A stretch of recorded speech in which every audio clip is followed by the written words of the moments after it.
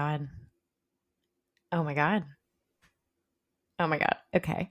Welcome to For Love and Justice. My name is Elise Williams Reichard, and I will be your host. I'm a writer, feminist, Swiftie, and a crazy cat lady. I also recently discovered I'm neurodivergent as hell, so I'm on a mission to bring understanding and acceptance through conversation, humor, and expert advice from real experts, not me. My home is in Arkansas, where our brainless, fearless leader, Sarah Huckabee Sanders, is driving our education and healthcare systems into the ground. It's a constant clown show around here, so I'll be sitting down with some of the brightest minds in my community and delving into everything from politics to relationships, mental health to grief, literature to reality TV.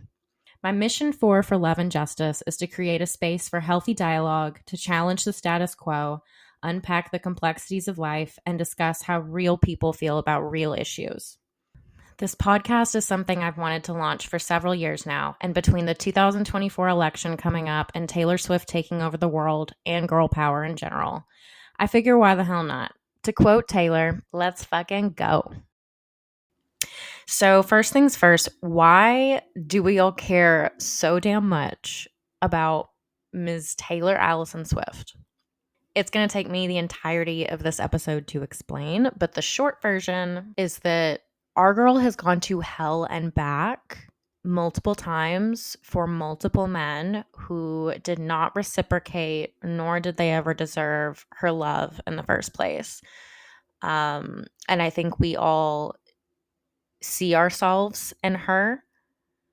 You know, when some people think of Taylor Swift, they think of Shake It Off, 22, We Are Never Getting Back Together, you know, some of her younger hits. And while they're amazing, she has grown as an artist. If you haven't listened to Folklore or Evermore, please listen. If you don't want to listen, just look up the lyrics, because she's also a poet, as she has now proclaimed with her new 11th album that she just announced. Oh, what the fuck is it called? Not the Dead Poets Society. It's the Tortured Poets Department.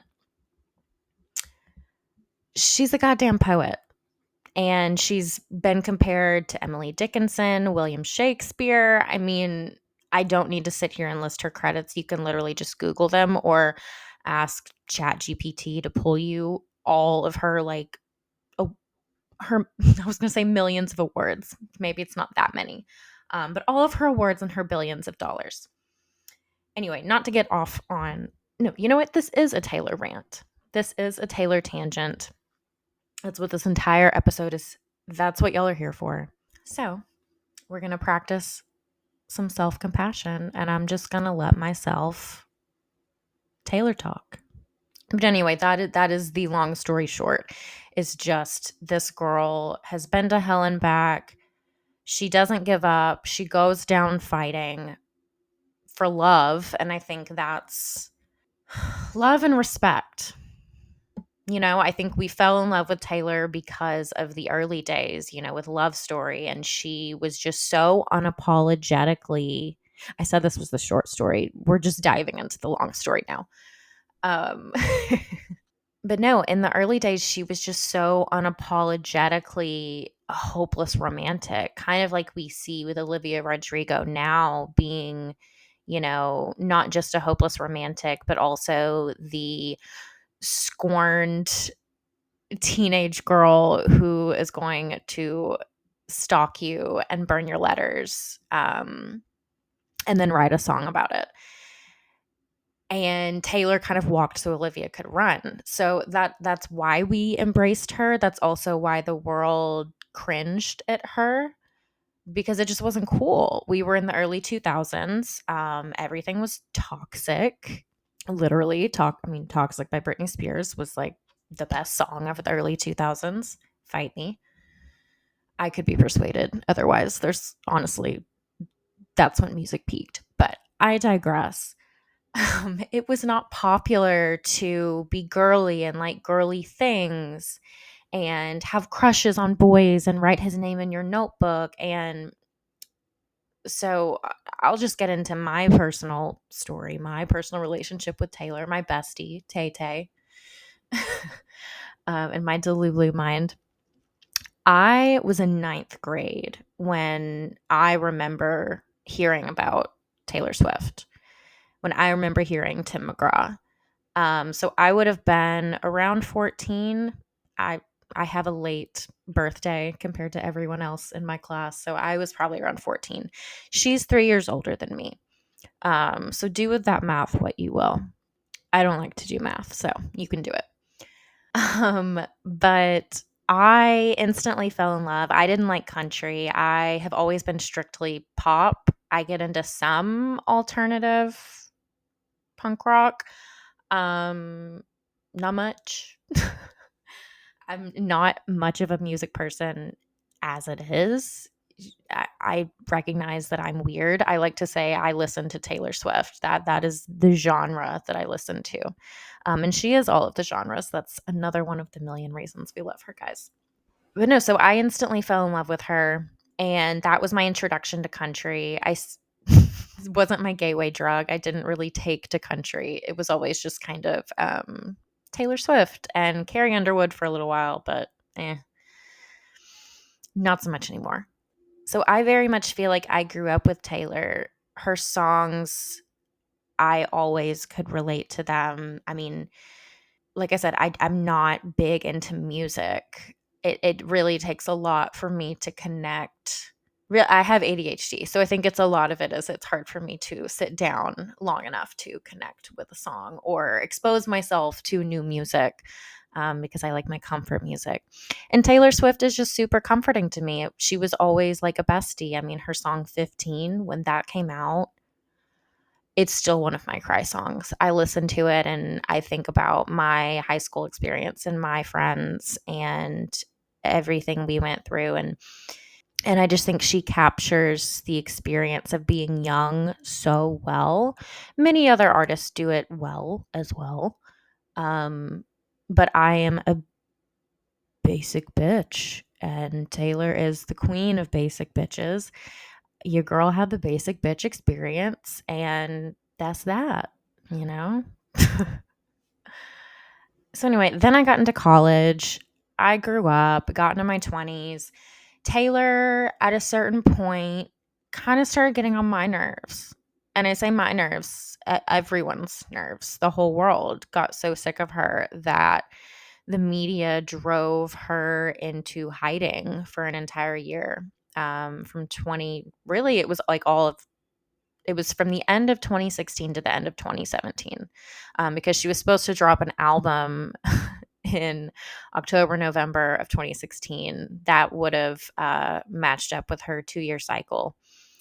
For those who are beginners who don't know, like us Swifties who do all the Taylor math, Taylor, since her debut album up until Reputation, she put out a new album every 2 years on the dot, never missed it until 2016 when she went into hiding. So then she reemerged in 2017 with Reputation, and that totally fucked up her 2-year schedule. She tried to get back to it.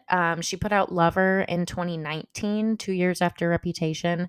But then, of course, 2020 came and she just stayed doing the most. She put out 2 new albums in 2020, totally breaking, her normal release schedule. And then it just became an expectation because then 2 years later, she released Midnights. And now it's just become an expectation that we just need new Taylor music all the time because we've had all these re-recordings, all these Taylor's versions that are released twice a year. We only have 2 left to go. So anyway, I don't know what we're going to do when she isn't just pumping out hit after hit, but maybe she always will. Clearly she thrives on it. Anyway, I digress. She got annoying for a while. She hid, she came back. In my opinion, I mean, she got way overexposed. She got on everyone's nerves. She hid for a year. Reputation was a banger. Critics did not. People just. Reputation. I'm so ready for Taylor's version because Reputation did not get its proper credit. It didn't get its proper time in the sun. That is my favorite Taylor record. It's really hard to pick a favorite, so I can't even really commit to that. But if someone, if Billy on the street came up to me and asked me, I'd have to say Reputation. Folklore and Evermore are one album to me. That's my second. That's my third favorite. Midnight's is my second favorite. It's really, really hard. I love them all so much. But Reputation was a banger. People didn't appreciate it. I keep wanting to say then she got less annoying. No, she still had some problematic behavior. So then 2 years later, she released Lover, which, like I said, was a bit problematic. I'm not going to dive into all the reasons, but she kind of got annoying again. And then the pandemic happened, and she was quiet and then released the greatest art known to man. Don't come at me for saying that. I'm being facetious. But yeah, then she released Folklore and Evermore, and the world finally started to understand how brilliant and talented this woman really is. I think once she didn't have to promote her work a certain way, I think it freed her up to be more true to herself as an artist. And I watch a lot of TikToks. I'm deep into all the woo-woo channels of TikTok. And so I know that authenticity is the highest vibrational frequency. So I think once Taylor really was allowed to be herself, she could create more genuine art that people could more genuinely relate to.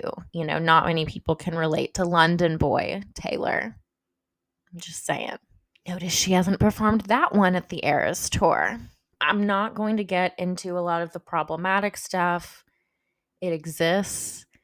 She needs to be more intersectional as a feminist. She needs to speak up for a ceasefire. She needs to speak up for the people of Palestine.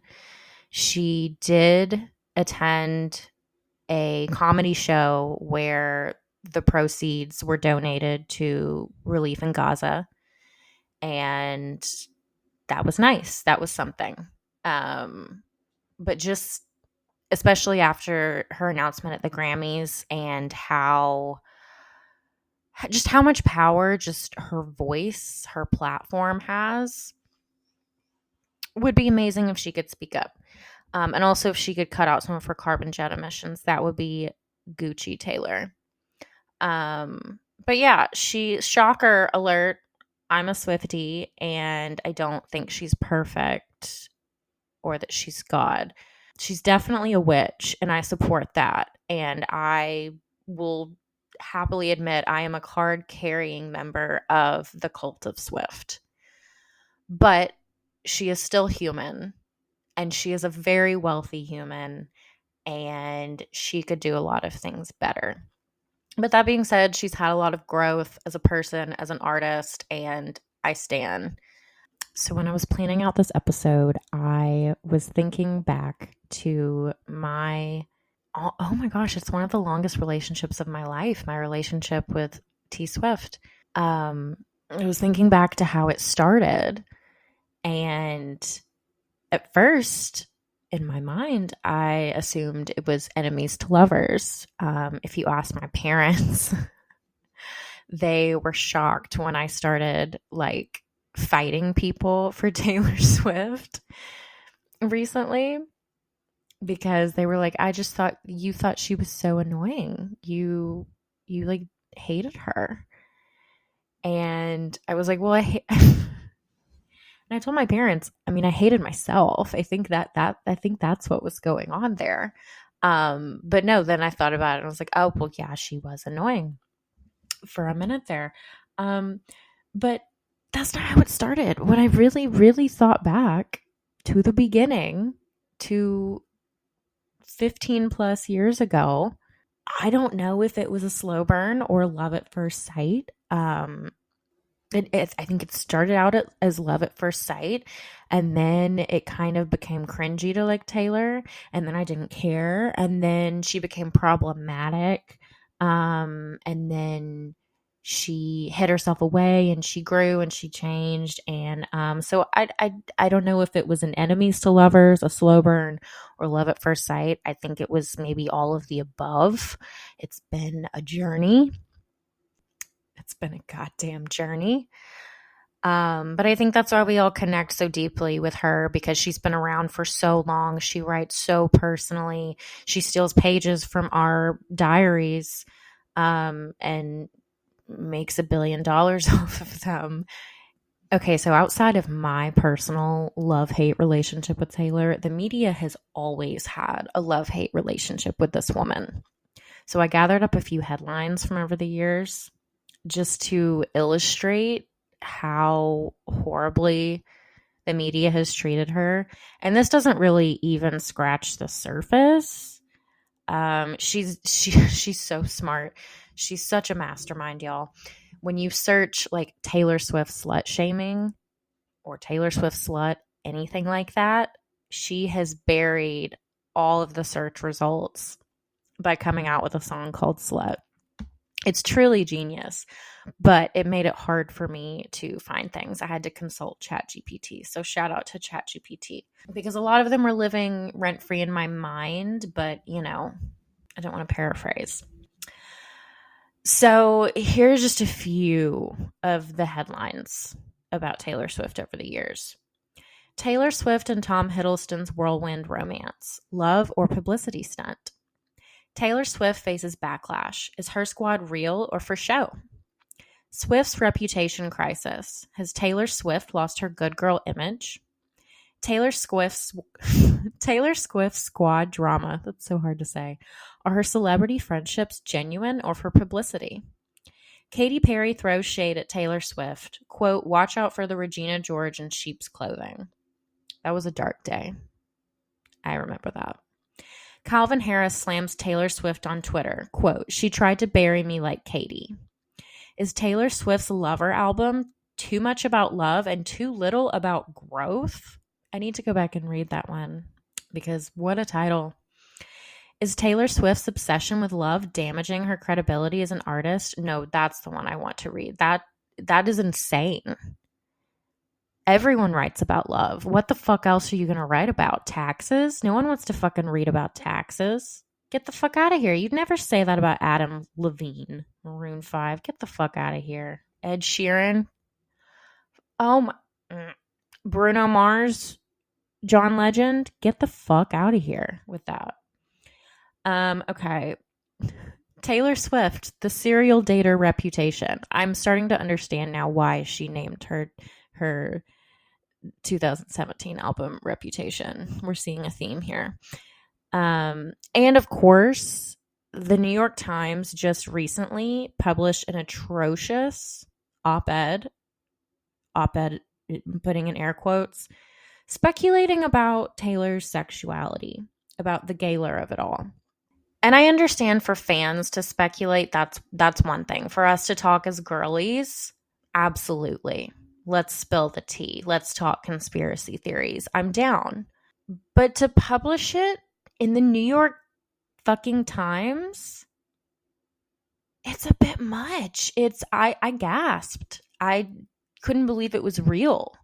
I watch TikToks about gaylor conspiracy theories all the time, but that doesn't make them true, and that doesn't mean we should publish it in like the biggest publication in the world. And as a Swiftie, she's already said it makes her uncomfortable. I just don't understand. I do understand, like I said, I understand for the fans and how they may feel, but enough is enough, especially from the media. The media needs to chill. The media is the reason we are sick of, the reason we get sick of Taylor. It's the NFL's fault we get sick of her at NFL games. I say we. I don't get sick of her. That's the best 25 seconds of my whole game experience, my whole football experience. I'm there for Taylor Swift. That's why they're showing her you Brads and Chads. Because, and that's why the Brads and Chads are upset, because the NFL is not catering to them. And what's hilarious to me is that instead of like everyone is getting mad at Taylor Swift instead of the NFL, and instead of what they're really mad at, which is capitalism. Capitalism with a capital C. That is the source of all these things you guys are so mad about these days. These companies, NFL is doing what they need to do to get money. They have no competition. Where else are you going to go to watch football? They have you, baby. So they're going to advertise to you. Taylor Swift is bringing in billions. Like she has dramatically increased the price of ticket sales, and people show up to the game just hoping to get a glimpse of her. Of course they're going to show her. So I get it if it's annoying, but again, the villain is not Taylor Swift. The villain is corporate greed, my friends. And that's my TED Talk for the day on corporate greed. Okay, I really want to do a whole analysis of Taylor Swift's lyrics. I've been thinking about doing like TikTok videos where, I dissect a couple of sister songs with parallel lyrics at a time. So I'm not going to dive into all of that today, but I did want to break down some of Taylor Swift's biggest heartbreaks and why we're here for her and Travis's love story, why we are so obsessed. I'm going to answer the big question that everyone's dying to know, which is why we care so much about Taylor and Travis, and we do, and I'll tell you why in a minute. So, her biggest heartbreaks. Obviously, we all know about Mr. Red Scarf, Mr. Jake Gyllenhaal. Taylor and Jake dated, y'all, I don't have the dates in front of me, but the album Red was about him. It came out in 2012, so she goes in 2-year cycles. Sometime between 2010 and 2012 was Jake G's era. So we know All Too Well was about him. What is it called? Our holy hymnal? What are the songs in church called? It's our religious experience song, the All Too Well 10-minute version. So yeah, that entire Red album was about Jake Gyllenhaal. You had songs like All Too Well, I Almost Do, Red, We Are Never Getting Back Together was about him, and Stay, Stay, Stay. And I'm going to point out a theme here in a second between men and the songs that they inspire. So bear with me. But so we know most of Red was about him. Begin Again was about Connor Kennedy, that she dated for a hot second in between Jake and Harry Styles. He was Taylor's first big love. We all know what the red scarf symbolized. Taylor has been very not subtle about it. And this was when Taylor was about 22. Of course, the song 22 is about how Jake Gyllenhaal ruined her 21st birthday. So her 22nd, she was going to fucking party, as she should. So yeah, she's 22. He breaks her heart. Then she moves on to Mr. Harry Styles. And Mr. Harry Styles actually does make it onto the Red album. This girl is messy. So I Knew You Were Trouble was a last-minute addition to the Red album, similar to her song about Joe Jonas on Fearless, the Forever and Always song. That is so good. I still love that song. But so she gets with Harry Styles, and they are messy, messy, messy. They break up and get back together a lot. So much so that I thought We Are Never Getting Back Together was about him, because she performed it once and did a British accent during the part where she, pretends she's on the phone or whatever. And it was not about him, but it definitely applied to him. If you've listened to the 1989 Taylor's version bonus track, Is It Over Now? You will know how truly messy those two were, and everyone is here for it. I honestly don't think, side note, I don't think I could have handled the vault tracks from 1989. being on the album in 2014, I think I would have died. I think I would have gone back to my ex. I think I would have blown up my whole life. Like, oh, girl, we weren't ready. And oh my, now I can't imagine a world without them. And I think I actually love that album so much more now that those songs exist. I think there was always something missing for me with that album, and now I understand what that was. See, me and Taylor are just so connected like that, guys. Okay, so anyway, back to Harry Styles. So then, of course, all of 1989 was about this fucker, this British wanker. Style, Out of the Woods, Clean, This Love. Let me know if I missed one, guys. All You Had to Do Was Stay, Wonderland, How You Get the Girl, I Wish You Would, Is It Over Now, Slut, Now That We Don't Talk, Say Don't Go. And then also about Harry Styles, and these are more rumored, but I have from Midnight's Question and Labyrinth. Labyrinth, I do think, side note, could be more in general just a song about falling in love and how it's scary, especially when you've been in love before. And even if, you're falling in love with the same person and they've broken your heart before, and just how scary that is. I don't know that it's necessarily about one specific person, but there are plain references. And that is why I want to do a series on Taylor Swift lyrical analysis, but I digress.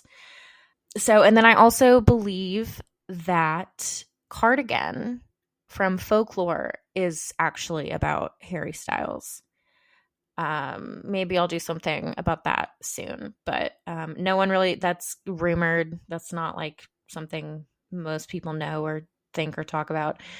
But I think as much as Jake Gyllenhaal was her first big love, I think Harry Styles was kind of the love of her life. She even said in an interview when she was promoting 1989, the release of it, she said that everyone has that one person who they hope shows up and stops their wedding. And the interviewer was super weird and was like, do you have that person? And she was like, well, I think we all have that person, and just batted her little eyelashes like the fucking pro that she is. So yeah, I think Harry Styles was that person for Taylor. Obviously, I think she's moved on, but I think that was such a big love for her. The only thing bigger, obviously, Joe Alwyn, which leads me to the entire Reputation album was about Joe. That also, side note, I don't think I mentioned this earlier, but the reason Reputation is my favorite album, especially as an adult Taylor listener, I think is because that album came out when I first started dating my husband, and Delicate was a really special song. Yeah, it was just a really special time, and it's a really special album. But yeah, she wrote that for Joe, who did not deserve it. And then she wrote Lover, the whole album for him, did not deserve it. And then most of Midnight's was about him. And she let him write on Midnight's and on Evermore. Was it Folklore and Evermore? I know Evermore.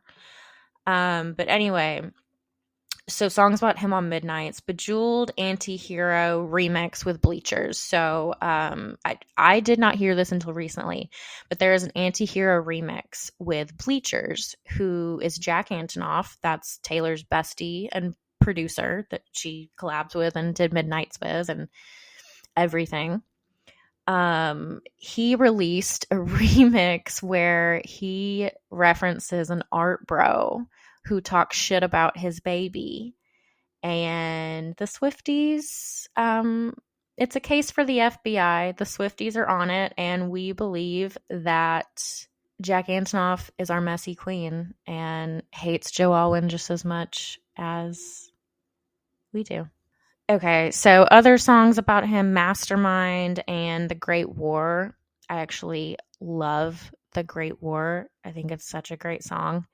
And Sweet Nothing, this was originally believed to be about Joe. Now we know that he he was William Bowery, the other songwriting credit on the song.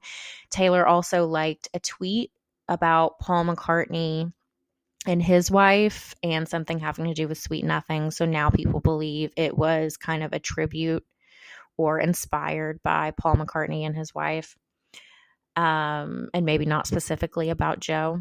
And then, of course, you have Evermore. We all know Peace. Taylor has said this is a very personal song to her about her life. And then Tolerate It. I believe Tolerate It is about Joe. Of course, she probably will never say that, but God, the torture in that song. I promised a pattern in some of these. So between these three guys, this is when Taylor really starts having a theme. Okay, so during the Jake Gyllenhaal era, during the Red era, we start seeing songs like Stay, Stay, Stay pop up. And then when Harry Styles in 1989 comes along, we have songs like Say Don't Go and I Wish You Would and All You Had to Do Was Stay. And lots of lyrics about wanting your loved one to come back or not to leave. And then along comes Mr. Joe Fuckboy Alwyn, and it just gets worse and it gets darker. And I didn't really notice this pattern until, the re-recordings started coming out and I started really listening to the albums for the first time in so long, and listening to them, all at once instead of, as they come out over time. And so I just really, it became so clear to me how this woman has just never had stability in any of her romantic relationships. She's always been with men where she's had to beg for breadcrumbs and beg for them to just stay with her. And so she's only ever known the bare minimum. And so that brings me to why we are so fucking thrilled that she has a real man. Okay, I could probably write a whole entire book with all the reasons I have for why we're so excited Taylor and Travis Kelce have found each other. I did not know who this man was. I will admit, Taylor did put him on the map for me. She also put him on the map for my husband. We are not sports people, but now I am a sports girly. Go sports. Go Taylor's boyfriend. I actually got a shirt for the Super Bowl. I'm going to go watch it with my family, with my nephews. We all got shirts, and I'm really excited. One of my nephews got a shirt that says, Go Taylor's boyfriend. So I know I am doing my job as an aunt correctly. Okay, so the reasons. First of all, Taylor math. If you haven't seen the TikToks about Taylor math, go look them up. They're hysterical. There's a million different things that add up to 13. It's wild. Like if you add 87, Travis's number, with 13, which is Taylor's birthday and her favorite number, you get 100. The Super Bowl, I'm just so excited. I can't get it out. But the Super Bowl will be Taylor's 13th game to attend. Even though we all know she has filled those stadiums on her own many times. So yeah, lots of math with 13s. She also just won her 13th Grammy last night and her 14th. I say last night. By the time this comes out, it will be very old news. Okay, so more reasons. This is a shallow reason, but I have substance, so just give me a second. But he's taller than her. And Taylor, this has always been a thing for her. So I wouldn't care for me, but I'm happy for her because we all know she's always been insecure about how tall she is. And she's really not that tall, but I know she really loves wearing heels. But, she's said in songs like Anti-Hero, sometimes I feel like everybody is a sexy baby and I'm a monster on the hill. It's been a recurring theme with her. And so it's just really, really, she just looks so happy. She has such a glow about her, just being able to fit under the crook of his arm. Okay, so moving on. She clearly feels safe enough with him to ditch her security, which she never does, but we saw her do it the first time at, I think it was the second Chiefs game she attended, where she and Travis left in his car. I don't know what kind of car it was, but it was a convertible. The top was down. She had no security with her. And, she went on the field, of course, the game before the Super Bowl, the championship game, whatever that's called. And I didn't see her security with her. I'm sure they were not too far away from her. But I know 49ers fans even yelled some rude things at her. So she was vulnerable. I'll just say that. But she's clearly feels safe with Travis. They support each other. They both show up to each other's shit. I think that's, for Taylor specifically, it's such a huge deal for the Swifties to see, because we have just seen her time and time again settle for men treating her like her career is embarrassing and like the intention around her is embarrassing or unwarranted. I think Travis is the first guy to really come along and recognize Taylor Swift for the queen that she is. And he matches her energy. And that's, I'm so obsessed, because she no longer has to compete for love. I think for some reason she's always felt like she's had to, and she's just always dated musicians or actors with whom she's in direct competition with. And they're typically very insecure boys who can't handle her success. And I love that Travis has his completely own thing going. They are both the best at what they do. And so when they can show up and support each other and just be the girlfriend or the boyfriend and not have the spotlight on them. And I just think that's so beautiful. And I think it's really showing everyone what a healthy relationship looks like. And then my final reason, and again, this is small, but they're the same age. They were both born in 1989. Taylor has notoriously dated older men. Joe was the first guy around her age. I think he was 2 or 3 years younger than her.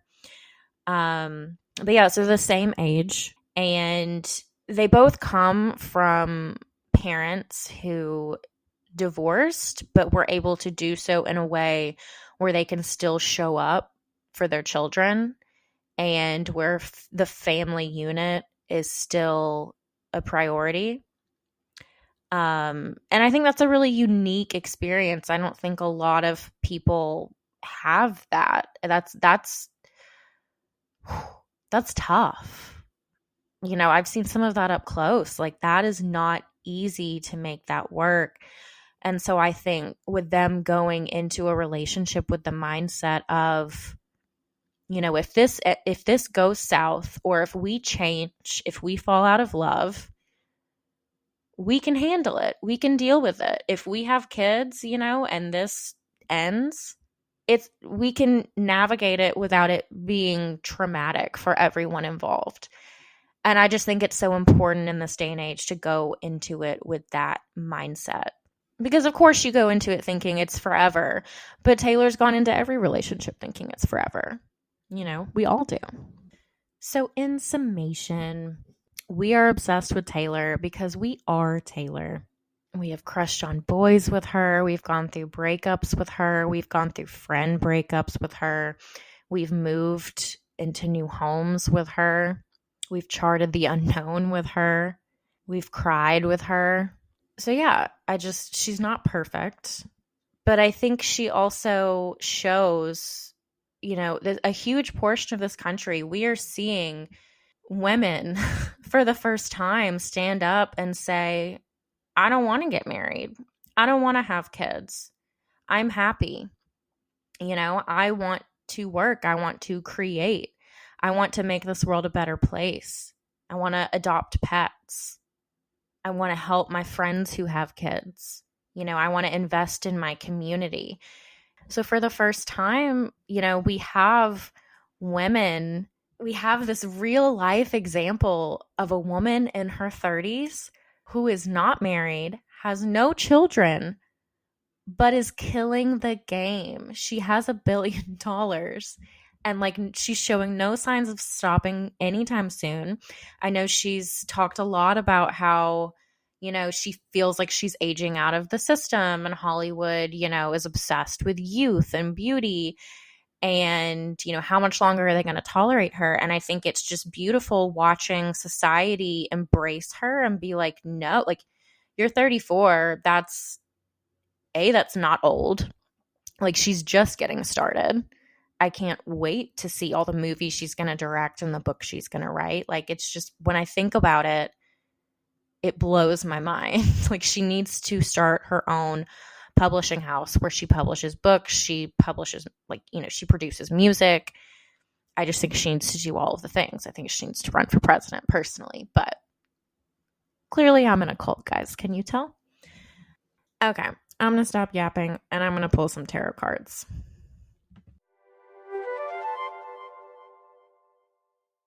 Okay, so I pulled the cards.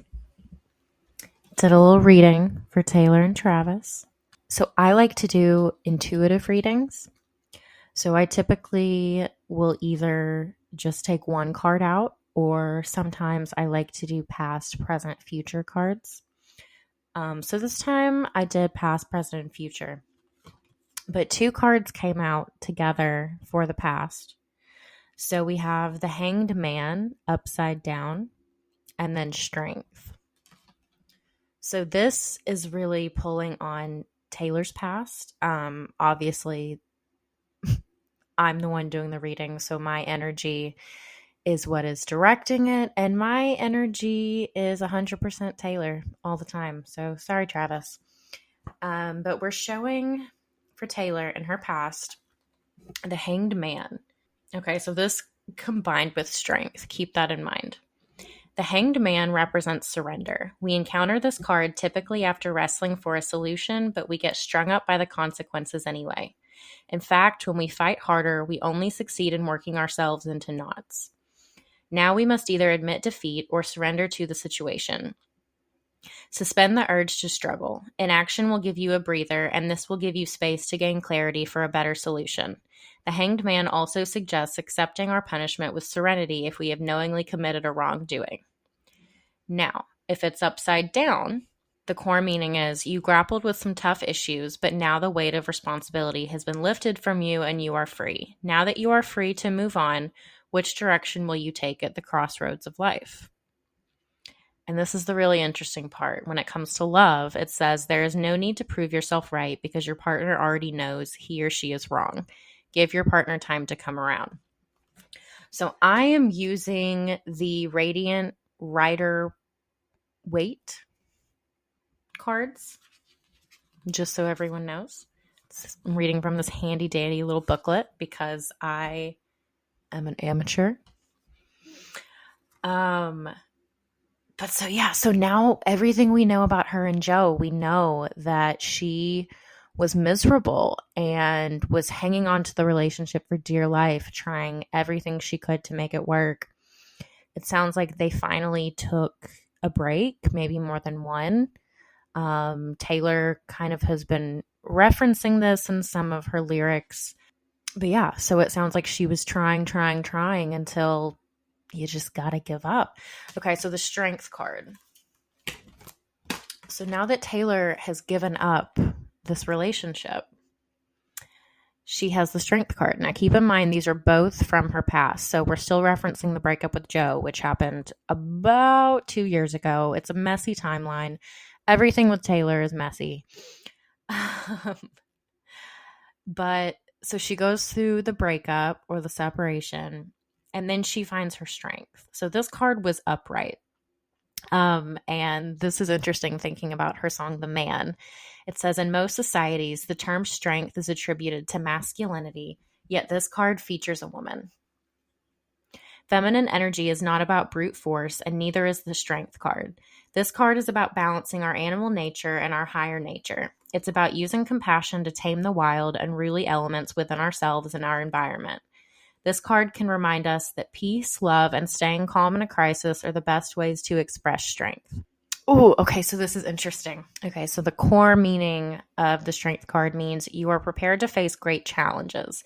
You have mastered yourself, your addictions, and dependencies. This allows you to reveal your best strengths.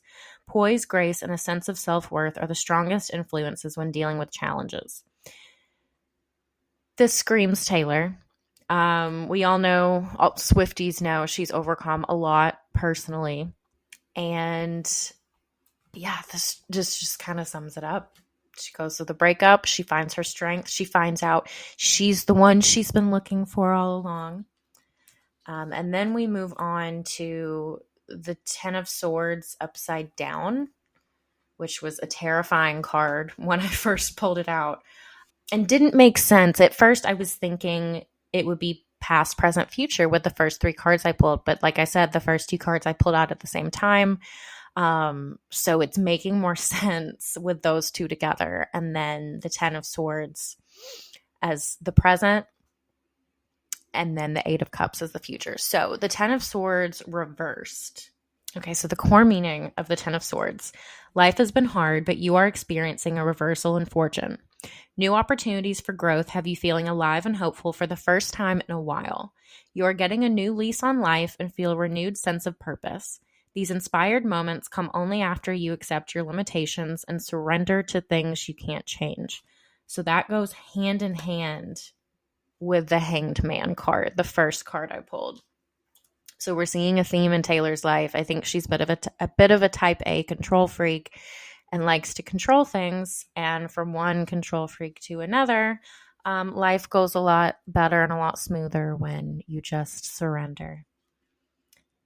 And I think Taylor's learning that. And the core meaning for love with the 10 of Swords reversed says, you have been given a blessing to move on. This may mean getting the okay to start a new relationship after grieving an old one. The cards are never wrong, I'm just saying. So that's the present. So that's her moving on with Mr. Travis Kelce. So now we have the 8 of Cups for the future.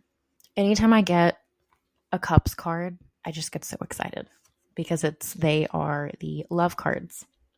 Okay, so the 8 of Cups says your intuition is guiding you in new directions. You are supported in travel and relocations. You've completed a goal or achieved a dream, I'll fucking say. And now you're ready to move on to the next project. Could it be Argyle, the movie? You have the knowledge and resources to make a better life for yourself. You have the strength to take on new challenges.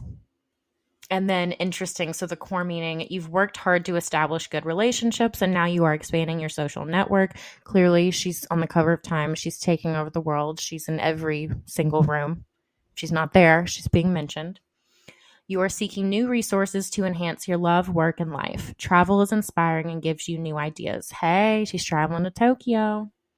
You feel like this is a perfect time to start a new phase in life. For love, turn away from past hangups and emotional wounds in order to move on.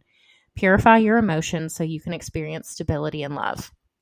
This card was very interesting for Taylor specifically because as much as we can sit here and dog on the guys that she's dated and how shitty they were, anyone who's been in a long-term relationship can tell you that no one is perfect and you actually have a lot more work to do than you think you do. We all have toxic behaviors, and Taylor has become extremely self-aware through her music and has been exploring themes of, being a narcissist or not necessarily being the hero. And so I think, not to say she slowed down at all, because God knows she hasn't. But I think between the pandemic and her, taking a beat to become more private, spend more time away from the cameras, I think she got a lot of good time to reflect on her own actions. And I think really just being in her first real relationship, because we can say Jake Gyllenhaal and Harry Styles were, her big loves, but those were not relationships. When you live with someone, when you really are committed to them for 6 years, like she was with Joe, it's a completely different story. And I think you learn so much about yourself. Whereas when you're in toxic relationships or you're in and out of, messy toxic relationships, it's a lot easier to say, oh, look how they did me wrong. Look how crazy they are. And it's easy to overlook your own shortcomings. So all that being said, I think she has learned so much from her relationship with Joe. And there were a lot of themes in the songs about Joe, specifically about her jealousy. I think she is a very jealous lover, pun intended. And so I think, like all of us, she has things to work on if she wants to have a successful relationship that stands the test of time. And so I think that's a really promising card to pull for Taylor and Travis's future.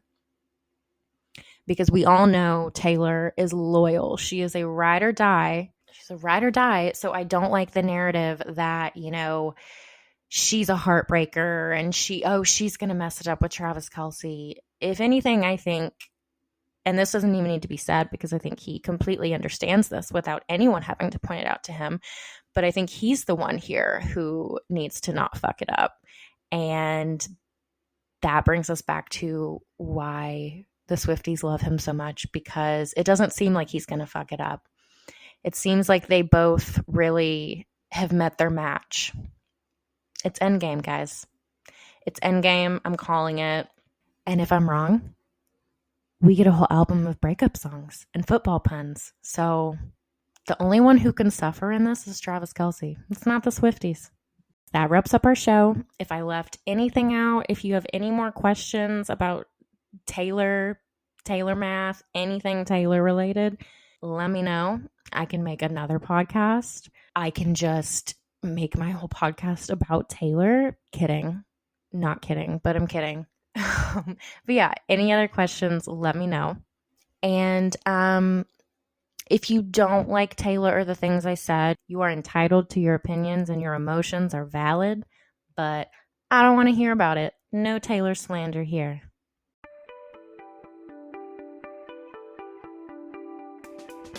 Thanks so much for listening. Don't forget to like and subscribe. And if you enjoyed this episode of For Love and Justice, please share it with your besties.